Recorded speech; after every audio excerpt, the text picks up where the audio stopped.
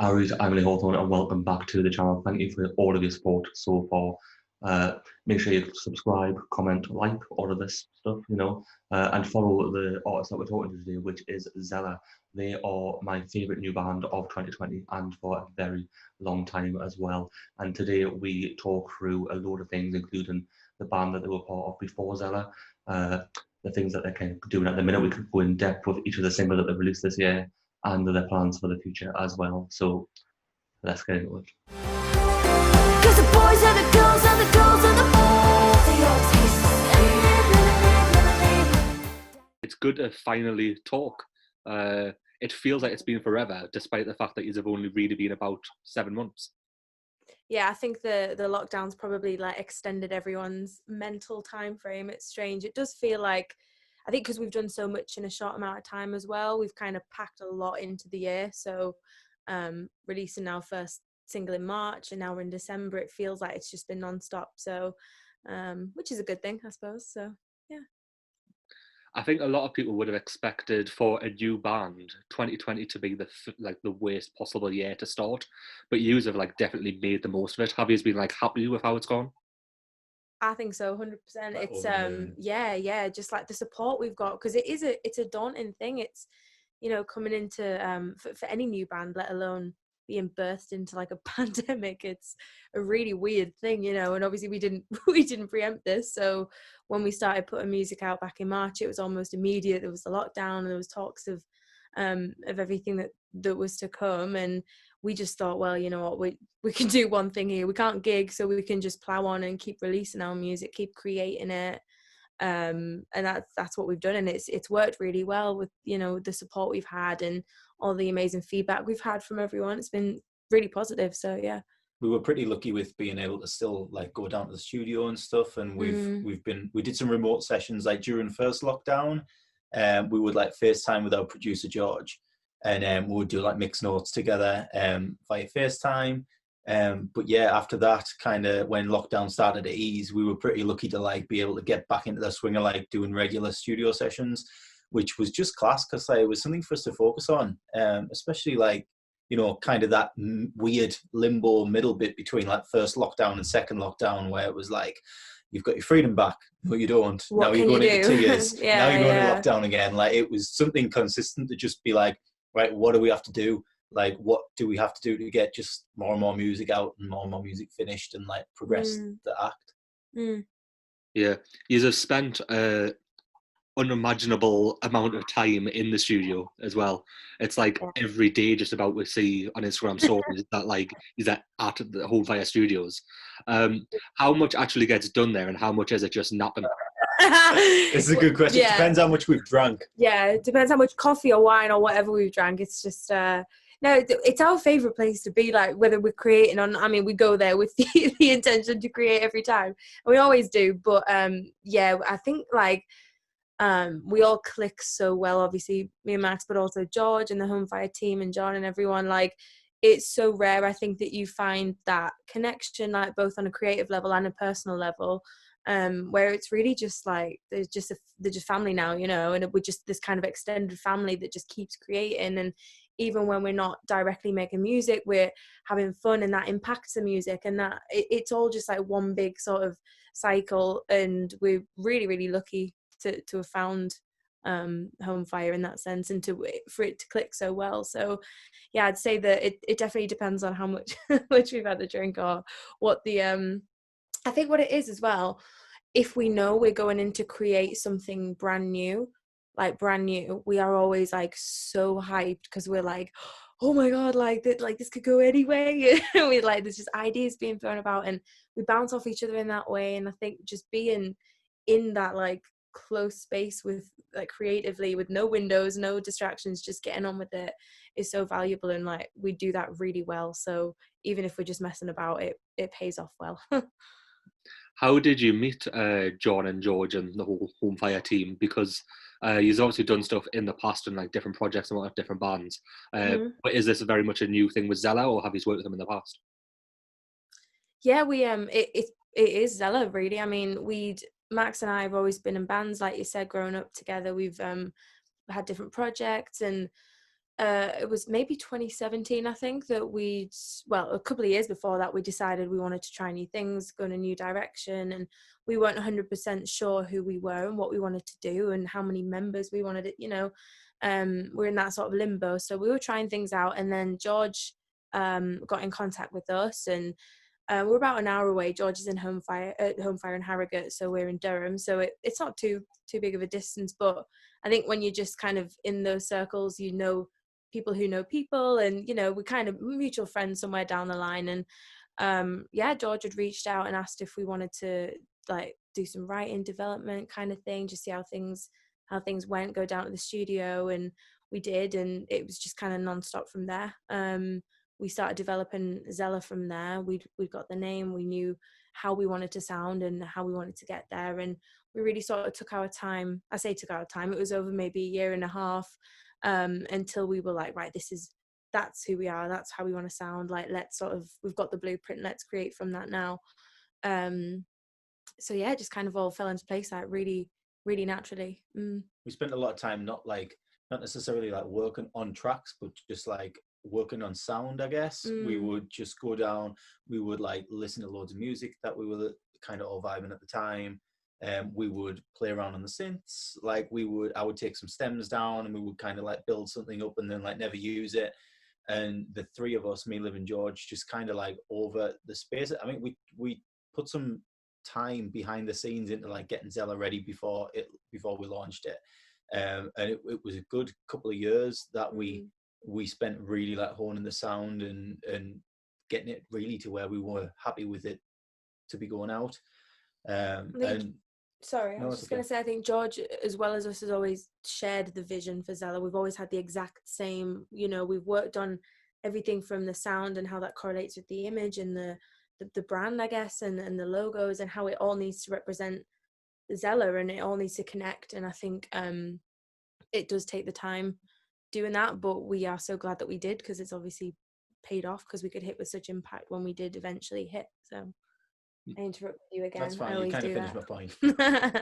Sorry, it's interesting because as I watch you on kind of Instagram, I think there is this kind of reputation for Liv being like the star of the show kind of thing. But I always remember, my biggest memory of ZELA in a way is after one of your tunes got played on Tease and Reduce Them. Max being on the floor drinking, like passed out just about drinking on stories. Right. Yeah. Right. I think I tagged Rianne in that story. Yeah, you did. I think that was we'd had a really good night, and we were at a party. It was our home session. It was our BBC Introducing home session. Yeah, Max had been. What were you shouting? He was on a weird level. So we made a shit mix. Oh, sorry, I've sworn. Right, you're allowed to swear. We're punks now. So we made a shit mix, and it had everything in, from like rum, whiskey, tequila, vodka, white wine, red wine, and everything in, and it tasted so good. It actually so did. Good. And as like some forfeit for some game we were playing, I had to like do a shot. No, it's not that, Max. You had your mouth around the keg. Hang on. I did a shot and was just like, this is better than whatever I'm drinking. I'm going to drink this all night. So yeah, I just did shot after shot, and I ended up in a pile on the floor. He kept coming, like every time he was coming back, and I kept like losing him because he was just off somewhere. I was with other friends, and he would just like appear again with like eyeliner on. Or then like he'd appear with like, his shirt open and like eyeliner, and I was just like, "Who are you?" I love it. I thought I was like an '80s pop icon that night. I had mascara on, my hair was flowing, I had my shirt open, and I'd done like 80 shots of shit mix. So that there is like a level that Max is usually like got all the sensible for the two of us, and then there's like a level that if Max decides to turn it up, he's like, it's like up, and then it's like, I'm on. Yeah, it's good. I like it. I'm into it. Yeah. I think that is kind of almost the best thing about you, though, is that you just seem to have so much fun with it, and it's amazing. So, like, I'm sure you have seen Big Fat Big's Q&A thing that they did for their YouTube, and they're talking about how cool you are, and it's like such a weird thing to call somebody cool in 2020, but like he's just he's just like probably just radiated. And that's so weird to hear people say that, because like honestly, like. I don't think we're cool. Like I do. You do. Well, there's a shot. Like we sit in our studio sessions and like we have a laugh and we have like our in jokes and our daft crack, and then like and then to hear other people be like, "Oh, they're so cool," is like, "Whoa, that's cool." Like How wholesome is that though? Do you know what I mean? I would never say that. Yeah, no, you would never No, say it's that. cute. It's a good dynamic. I think a lot of people as well probably have the perception that you're kind of very new. At least I did up until about half an hour ago. I'd kind of known that you had kind of done stuff because looking on the Recent Uploader and stuff, there is another account which has ZELA on it. But after a bit of sneaky inspection, I found the old band name, The Silence. Yes. That's the one. Yeah. Wow. And, I never even thought about Yeah, that. that's a name Like from the past. connecting. Yeah. and you've obviously kind of done quite a lot of like exciting things back then as well. How much did that kind of prepare you for what you do now, or how much is it just completely a new thing? I think like massively. Like yeah, we did quite a lot from quite a young age. There's a year between us. Max is a year older than me, so we've, like I said, we've always been in bands together. And I think with The Silence, like we started very young, and we started writing our own music, and we started touring really quickly up and down the country. And from that we gained quite a good fan base and quite a solid fan base. And then we ended up we toured America and we recorded out there. We went to Spain a few times, so we did the rounds, and it always was just so exciting. And but I think in a sense it prepared us in a good way, because we've learned to, how do I put this, it might sound kind of all glitter and gold, we did this and we did that, but it's a lot of hard work, and we obviously had a lot of fun, but it is something that you've got to put the graft in, and it's long days, and it's until you're at a certain level you're not getting paid really well for this sort of stuff, and but it was just sort of, if you're getting paid at all, exactly, being a musician's like really fucking tough for a long time until you hit that point. So I think us knowing that younger has really prepared us. And yeah, I think it's good for the professionalism, I guess, and the work ethic and all that, and knowing what has to actually go into it around the music. Another thing I think like massively that I took from the days of like The Silence and like pre-ZELA times was that it's not always as it seems. We met so many people that would be like just telling us kind of what we wanted to hear. Or you're going to be a star, kid. but then it's like, oh, we'll get you this, we'll get you that, or like, this person's interested in you, I'll put you in front of that person. And like 9 times out of 10, like nothing ever came off.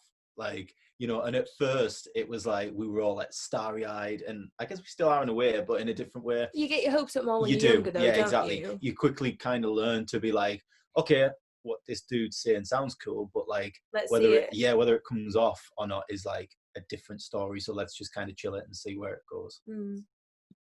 Why did that kind of stop them? Because it seemed as if, I mean, like you were saying, not everything is as it seems, but it seems as if The Silence had like a really strong following. I've looked at the YouTube comments on that, on the videos and stuff, and like the videos that professionals had like MTV plays and stuff like that. So like, what happened?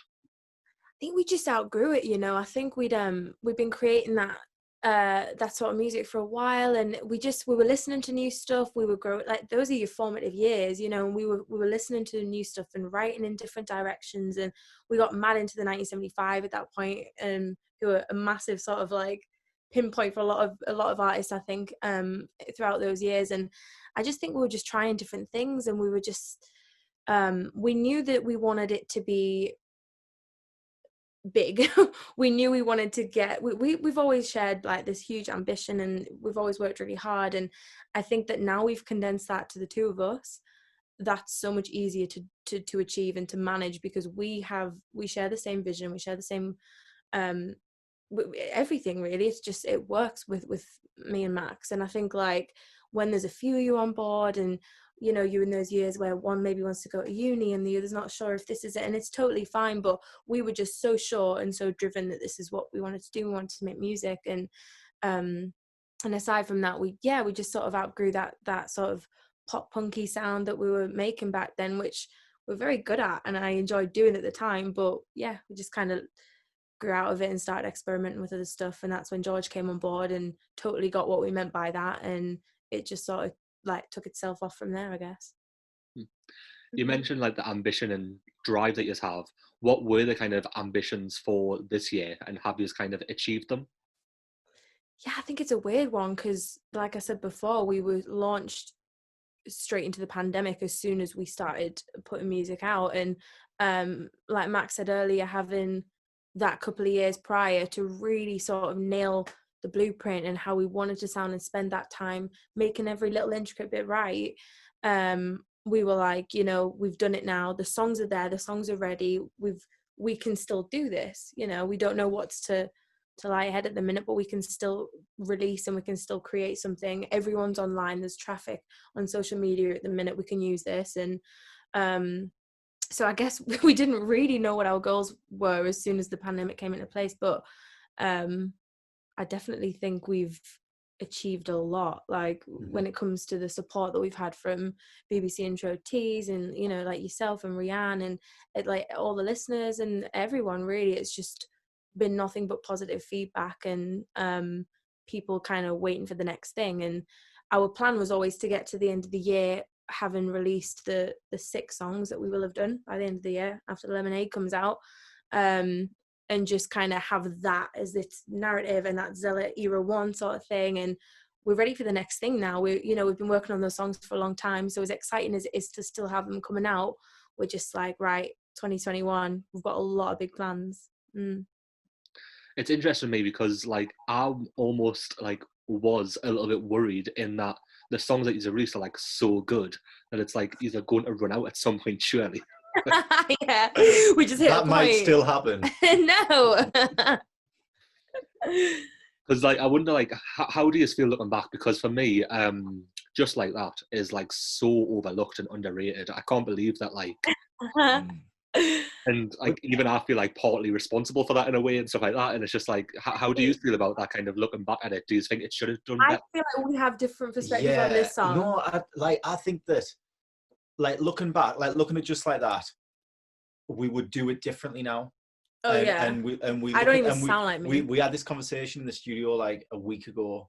Me and George were talking about Just Like That, and I was like, if we were putting that out again, like what would we do differently? And straight away we were both like, we would make it shorter. It's like 5 minutes. It's like a year long. Like 5-minute song, like our debut single, and it's like 5 minutes or something. And I feel like I sound so tame and so sweet. Yeah, but like the kind of basic concept of ZELA is there, and all the stuff that we kind of developed and like pulled out and pulled apart and made better, all the kind of original ideas are kind of in there somewhere in that little song. Even like we use like the vocal chops quite a lot now, where we like sample Liv's vocal and like chop it up. And I think there's like one part of Just Like That where it goes into the bridge where there's like a 2-second vocal chop, and it was like that was the start of the whole like, oh, this is a cool idea, let's like develop this and kind of make it into something I find bigger. that so interesting as well, to think that it's only been, obviously we'd written all the songs, the 6 songs that are in this first sort of chapter, like prior to the first release in March, but we'd still be developing them and we'd still be working on them throughout lockdown, like Max said. But it is so interesting because I listen to Just Like That, and I forget how good of a song it is sometimes because I rarely listen to it, and then I listen and it's a really good song. But to me, the creator, it's like, wow, like listen to that next to sort of With Your Boys or I'm Healing, where I've kind of developed this whole new style, and like the sort of like punctual, like my delivery is very different. And I think that's like, it's really interesting to hear how we've all developed from the beginning to now, and it's only been like 6 months. Like, so that makes me think like, Christ, between now and like 6 months, another year, like we're just gonna keep getting better. Yeah. To me, the kind of my perspective on it is hearing you say that is, for me it was like it's the assist. It's like that first single was like the leg up, and then Sleep Real Bad is where like you just put it top bins in the top corner of the goal. Like you love Sleep Real Bad. Lee loves Sleep Real Bad. Pass it on. I think everybody knows that. Sleep Real Bad. Yeah, it's a big song, to be fair. It's good. You know, I was talking to somebody the other day, and they were telling me that Sleep Real Bad isn't their favourite ZELA song, and couldn't believe it. You know what though? I find this really interesting, right? Because everyone I speak to has a different favourite ZELA song. ZELA. That's actually how you pronounce it. Yeah. Everyone I speak to seems to be like, oh, this one's my favourite. Like, I think, Lee, right? Honestly, I only know one person that says that Just Like That is their favourite. Like, Ross Sutherland. Yeah, that's the person. Yeah, exactly. And he's the only person that is like, oh, Just Like That's my favourite. But then like everyone else just seems to have a different one, whether it's I'm Healing or With And Your that's Boys. only the people that have told us their favorites. Good point. Do you know what I mean? Which is Yeah. the interesting thing, because variety is the spice of life. It's like everybody has a different, but to me, Sleep Real Bad and I'm Healing, they're two from that first lot of songs. They're my favorite, but that's to write and to listen to as well. But yeah, it is really interesting how some people, like With Your Boys came out, and we had quite a few people saying that was their favorite, and I was like, whoa, to me that's like a bit more of a like chilled, like, yeah, but very interesting. Yeah. With Your Boys was the person I was talking about's favourite song. And I told really, them, was it? Yeah. I told them Nice. it was wrong. You're wrong. Sleep Real Bad all the way. Really. What's yours favourite, Max? Oh. You must know this. No, you know what, right? It changes as I listen to them, right? I really don't know. I think of the songs as like slightly, like I don't just. This is gonna sound daft. Like I think of them. I think of me playing the songs as well. Like, so we're gonna play these songs live at some point. So every time I listen to these songs, I'm playing the song in my head. And I'm like, I'm going to do this on that bit. And I'm like, and it does take on a whole different life. So like what my favorite song as a song in the studio might be, isn't necessarily my favorite song. That's interesting. To play. Does that make sense? And I'm like, oh, I'm going to enjoy playing that one live because like the beat and that's cool. Even though all the beats are the same because I use the same beat. So yeah, so I don't know, maybe I'm Healing, or I really like Think I Might Have Killed Someone. I think it's kind of like an unsung hero, which I think, right? I was looking the other day. I think I Might Have Killed Someone has the most. It has the most. Yeah, and it has the most players on BBC Introducing. That's really interesting. I think when I was like looking, it was like really close between that and I'm Healing. But it was like that when I was like looking down the list for like a few of them was like this, and then I Think I Might Have Killed Someone was like very interesting. Yeah. It's my dad's favorite as well. I Think I Might Have Killed Someone. We hear him playing it on the piano downstairs sometimes. So cute. So I know that song from somewhere. That's amazing. I know, it's so cute. I've heard you talk about your dad in like past interviews and stuff, and saying that he was a musician and stuff.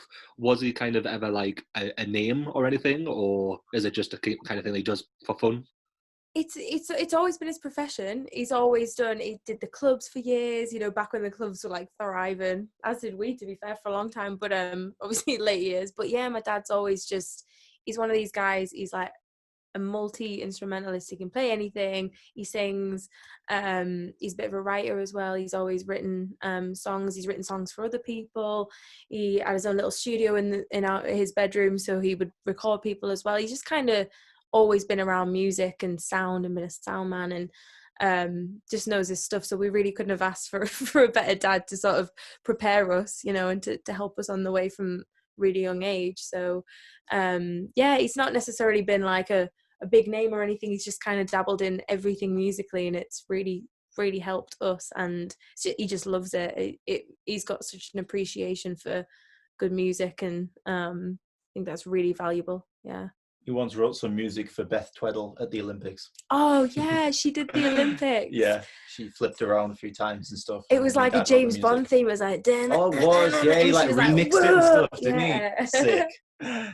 Yeah, he like did a cool version of, was it Live and Let Die? Live and Let Die. Yeah. Was that really cool? So. It's amazing, like the effect that both of your parents have had, because obviously there's like this amazing story of how your mom came up with the name. Yeah, Mum's not musical at all. She loves the music, don't get me wrong, she loves it. She loves our music, but I think she's a very spiritual person, and she's she came up with the name in a dream, like genuinely, and we loved it. And I think she's just so like emotionally connected to it all somehow. It's all very sweet. Like I was just telling my mum that story essentially, and funnily enough, my mum named sort of the one of the Harry Potter books, Half-Blood Prince, before it came out, like a year before it came out. My mum dreamt that that's what it was its name, and it's like, made that sick. That's messed up. I love it.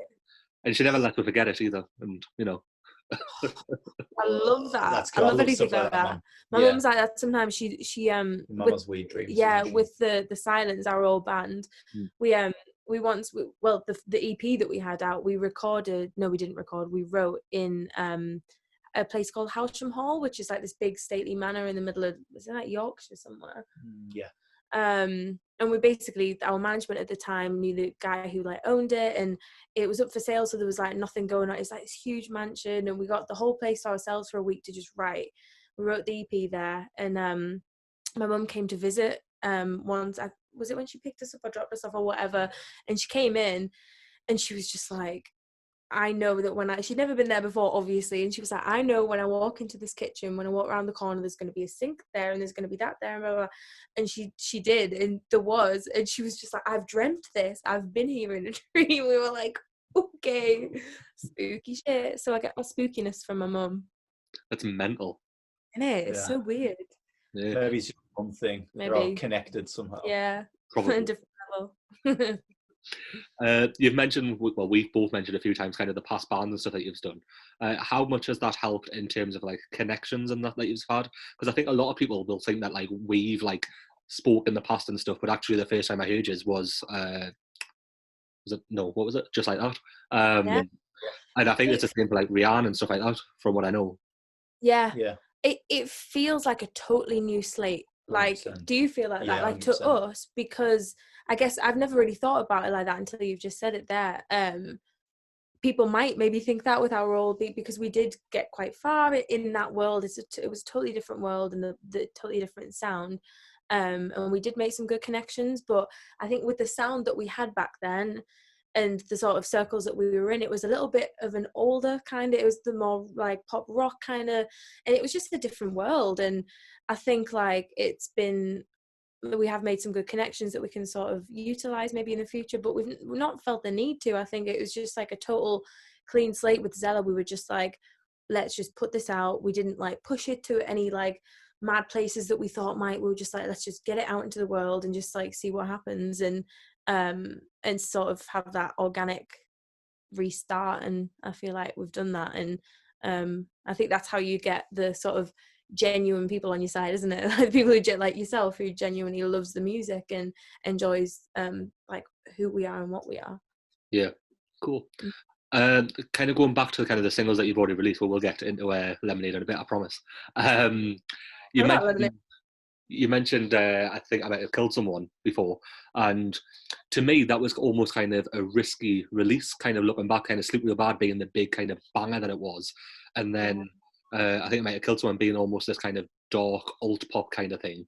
How much did it feel like a risk at the time, and was it done on purpose? Yeah, I think it felt sorry, I'm just like talking. It's okay. I've got some points to make. Okay, right, good. Interesting.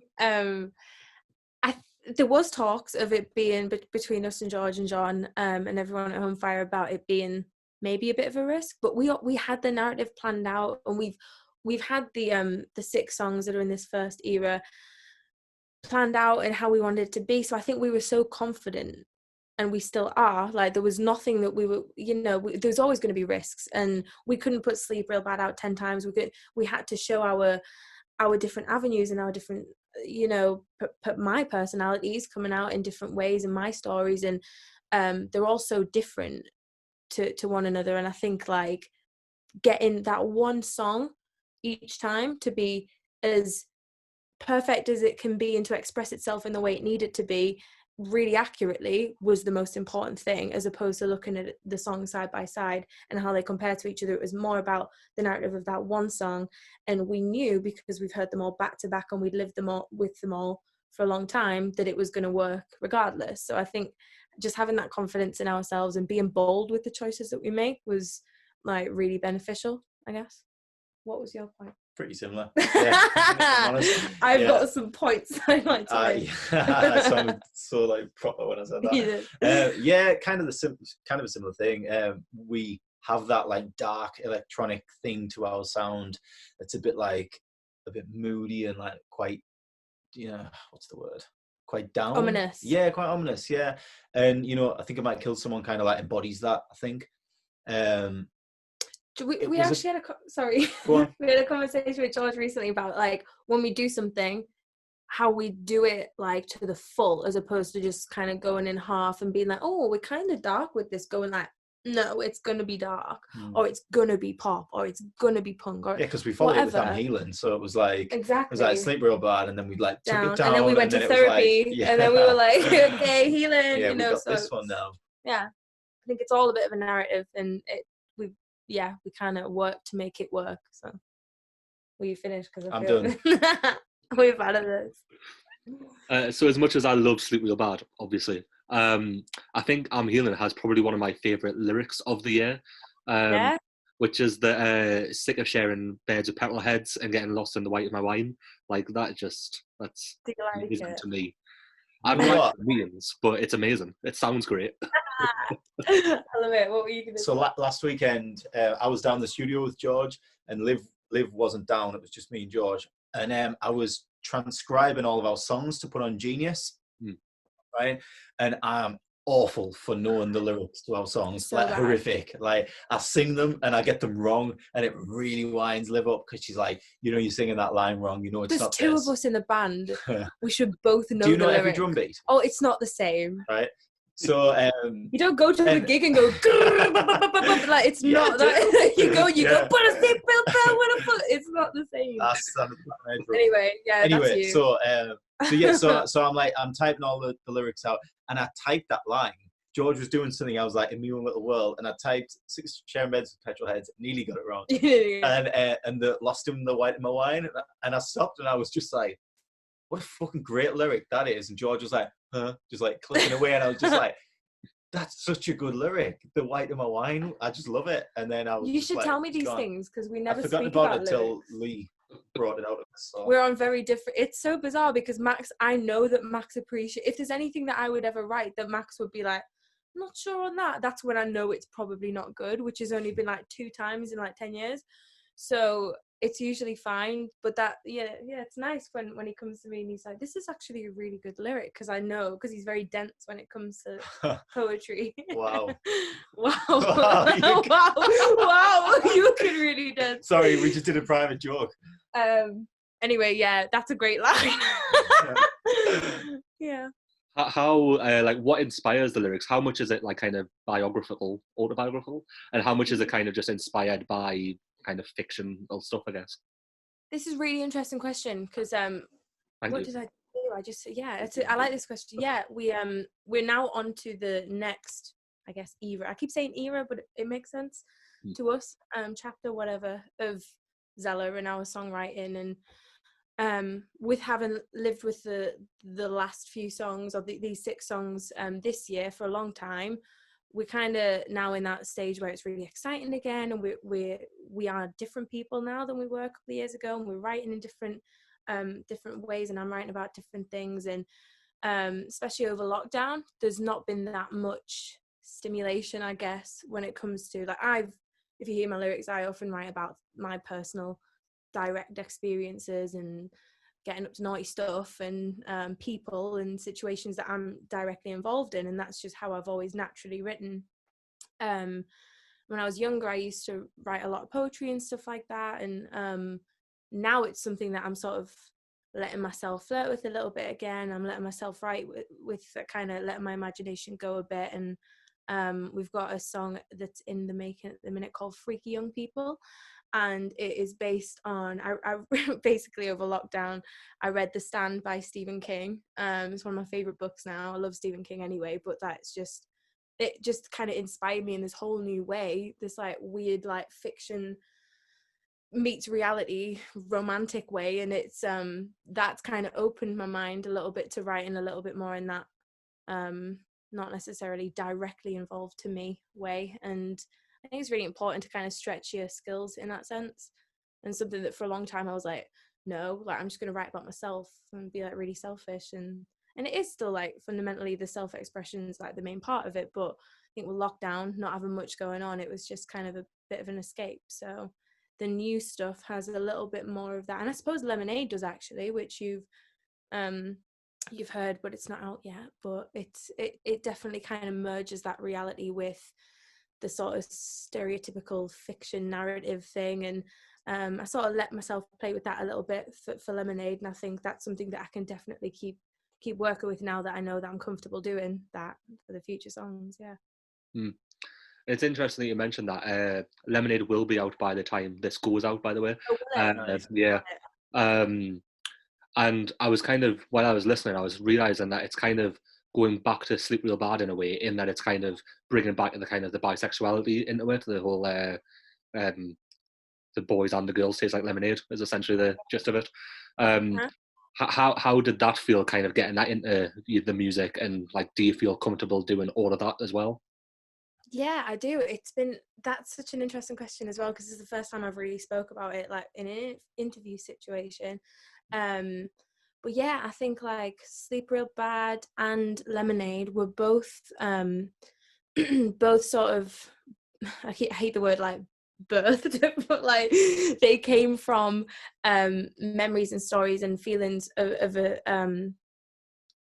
maybe me when I was like in my teens and my school years and that kind of thing, when I was sort of experimenting and realizing like, is this a thing that is this forever now, or is this just like an experimental thing, or is this and there's something I think when I listen back to those lyrics and how I wrote them, and I just think there's something really special in that, because you can kind of almost hear the uncertainty, and you can hear the like, wait, is this normal? Is this, but now it's just like I'm so sure of my sexuality and who I am. And I think part of the magic in those songs is that there is that bit of like frustration is what it is, because it's like, why is this feeling like this, and I think that like Sleep Real Bad was the first time that I'd really written about a girl in that sense. And Lemonade is very much, I know there's a darker, more raw, weird element to Lemonade with the narrative, but it's definitely still, like you say, it has the connotations and it refers to the sexuality side of things, and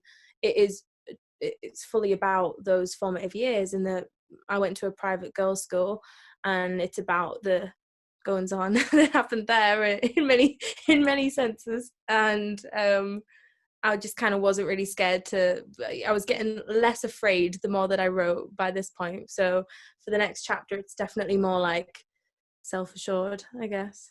And I don't think I've told you this, but that is part of the reason why I love Sleep Real Bad so much, is because at the time I was kind of struggling a bit with my sexuality. Like, I only came out in October, and then was like kind of living on my own at the time Sleep Real Bad came out, I think.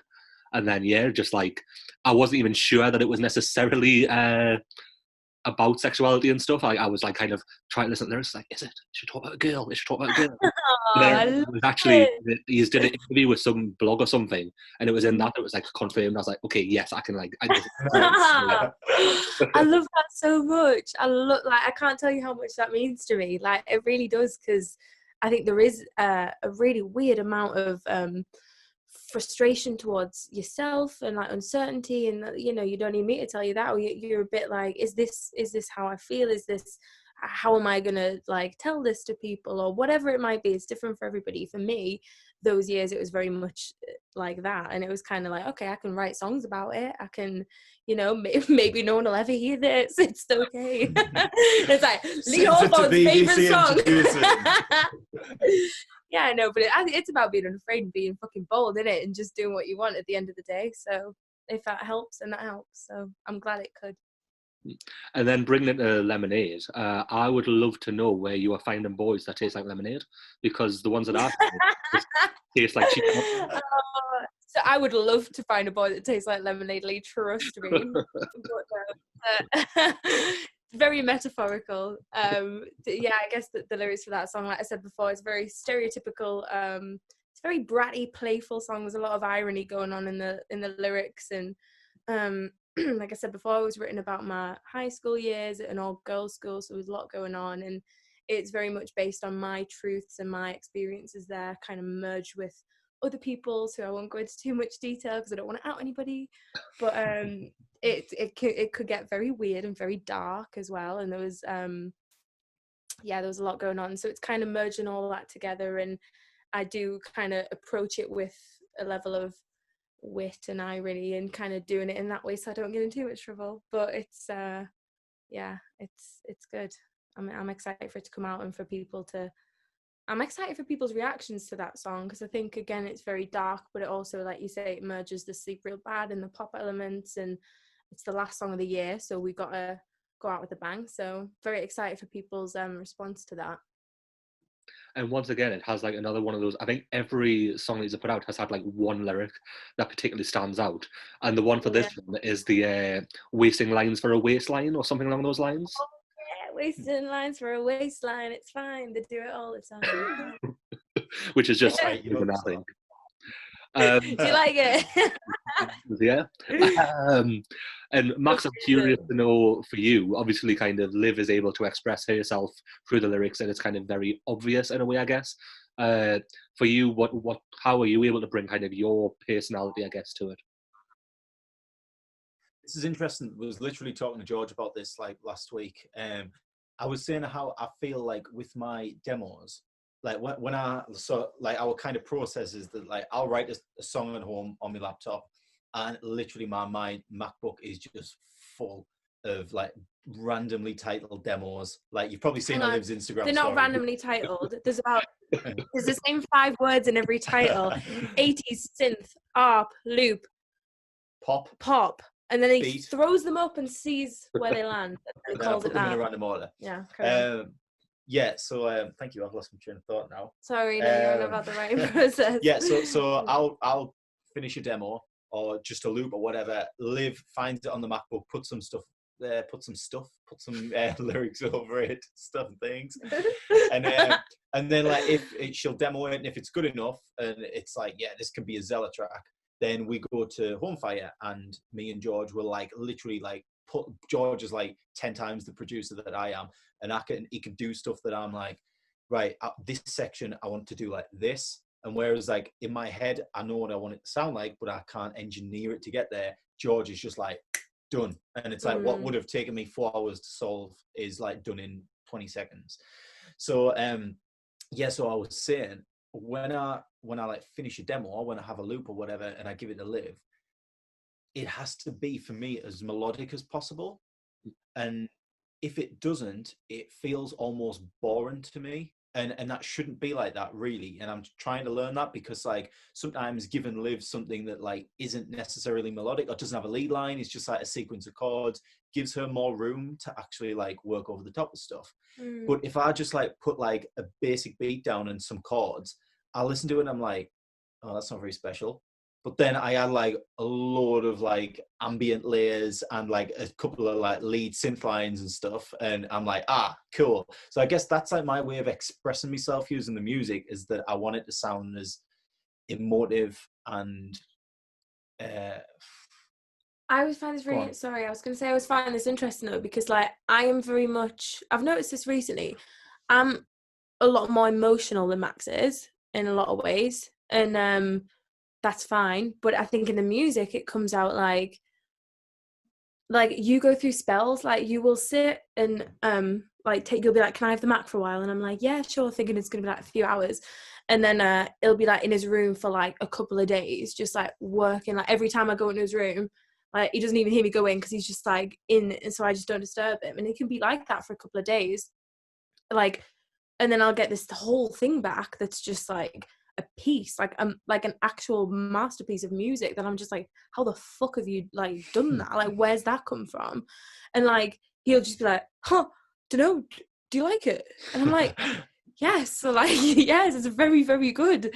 And then I'll work on that. But then there's other times that like I'll get I won't even see him using the Mac, and I'll just open the Mac and there'll be like maybe 3 or 4 like scattered ideas called like 80s harps and loop, whatever.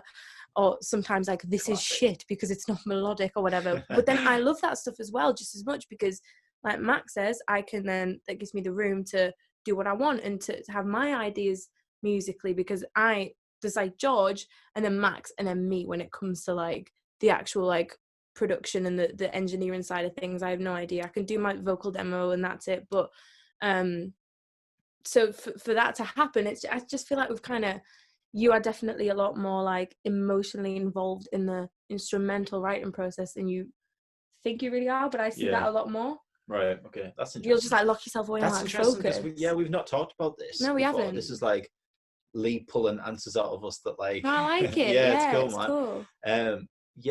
I guess you're right. So I do think that Max is very like, he expresses himself in those ways, and I often find that it's, if this year maybe not so much of a great example, but if we've if Max has been away at a festival or on holiday, even just like, even if it's not like he's been on a lad's holiday or whatever, not necessarily anything to do with music or gigs or whatever, he'll come back and he'll be like so fueled and ready to like to write, and he'll just like create a lot at once. And I think that that's Max's way of expressing himself, is like, oh, I've got all these ideas and now I can actually like express them, I'm gonna do it. And I think that's like super interesting, whereas I'm more of a daily, I'm like, I chip away and I'm like, oh, I've got this lyric and I've got that, and then it comes out in a song, and then, you know, it's a lot more like that, whereas Max is like musical vomit, yeah. So that's why yeah, done, bye, I'm out for like a month or whatever. You should hear my voice notes. It's just like me humming synth lines and like singing drum beats into me. We should release that as a track. My solo project. Yeah. How often do you kind of cross over? You kind of mentioned there that Liv, you're like down here as the producer, so you do like bits. How much, Max, do you kind of chip in with like lyrics? Do you ever like give ideas, or do you ever like hear it and be like, oh, you should maybe change this to that? I could probably count on one hand the amount of times I've contributed to the lyrics, if I'm honest. No, but I will suggest, I will make suggestions, and sometimes there's a, oh, hang on, right, this is going to test my knowledge of ZELA lyrics. There's a lyric in I'm Healing, and the lyric now is, it references Sleep Real Bad. It says, I sleep real bad. Yes. That was Liv's original. I drive real bad. I drive real bad. That was the original but lyric. I drive real bad when I leave my... Yeah, that was Liv it. was in putting the vocal down, and I was just like, whoa, hang on, I've got an idea. That line should not be drive real bad. That line needs to be sleep real bad. Like, and then it just like all tied in nicely. And then weirdly, that became one of the most like people that I'm Healing came out, and everyone was like, "Oh my god, I love this Sleep Real Bad reference." And I'm like, "Yeah, anyway, shut up about the rest, okay?" Like, anyway, all right. That one was me. So when he comes in with a suggestion, it's a gem. It's like golden, and that's when I know he's actually fucking listening. So imagine if you listened all the time, the songs would be on Radio 1 by now. It should be anyway, but it's.